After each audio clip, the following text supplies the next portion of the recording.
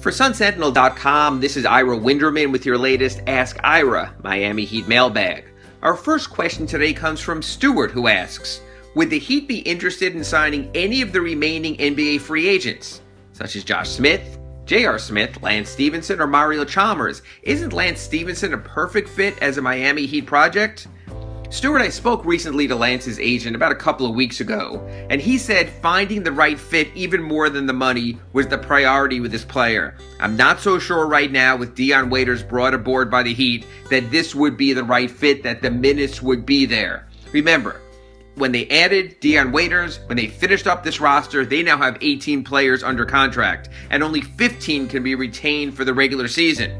So yes, Pat Riley's looking still at some interesting names out there. We know LeBron James and J.R. Smith will be taken care of by the Cavaliers, but you still do have Lance Stevenson, Allen Anderson, Markel Brown, Ty Lawson. Still, I think what you see from the Heat mostly is what's going to be there when they open training camp at the end of September.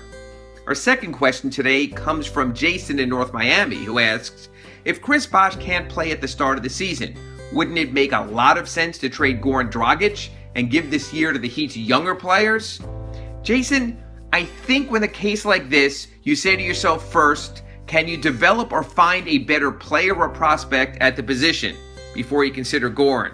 And then you have to say to yourself, is Chris Bosh going to come back and stay back? We don't know that with the blood clots. I don't think you can base a decision solely on Chris when you look at the rest of the roster.